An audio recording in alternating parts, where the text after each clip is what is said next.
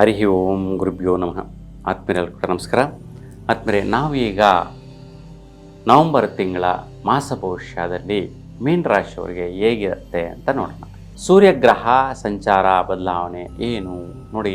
ನಿಮ್ಮ ರಾಶಿಯವರಿಗೆ ಸೂರ್ಯನ ಸಂಚಾರ ಅಂತಂದರೆ ಸೂರ್ಯ ಬಂದು ತುಲಾ ರಾಶಿಯಲ್ಲಿ 16ನೇ ತಾರೀಕುವರೆಗೂ ಸಂಚಾರದಲ್ಲಿರ್ತಾನೆ ನೋಡಿ. ತುಲಾ ರಾಶಿಯಲ್ಲಿ ಸೂರ್ಯನಿಗೆ ನೀಚವಾದಂಥ ಫಲ, ನೀಚ ಸ್ಥಿತಿಯ ಒಂದು ವೈಪರೀತ್ಯ ಇರುತ್ತೆ.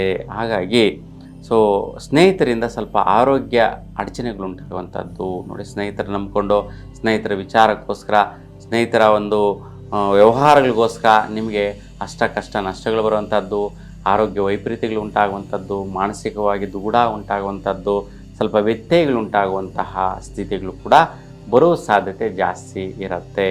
ವಿಶೇಷವಾಗಿ ಸ್ನೇಹಿತರನ್ನ ಸ್ವಲ್ಪ ಹಣಕಾಸಿನ ವಿಚಾರದಲ್ಲಿ ಕೂಡ ವೈಪರೀತ್ಯಗಳಾಗುವಂಥ ಸಾಧ್ಯತೆಗಳು ಬರುವಂತಹದ್ದಿರುತ್ತೆ.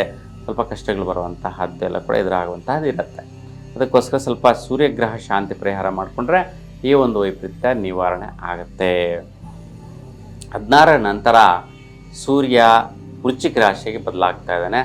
ಇದೇ ಸ್ನೇಹಿತರಿಂದ ಯಾವ ರೀತಿ ತೊಂದರೆಗಳು ಅನುಭವಿಸಿದ್ದೀರಾ, ಆ ಸ್ನೇಹಿತರಿಂದ ಸ್ವಲ್ಪ ಭಾಗ್ಯ ಪ್ರಯತ್ನಗಳು, ಭಾಗ್ಯದ ಫಲಗಳು ಪಡೆಯುವಂತಹದ್ದು, ಒಳಿತಾಗುವಂತಹದ್ದು, ಚೇಂಜಸ್ ಆಗುವಂತಹದ್ದು ಸಿಗತ್ತೆ.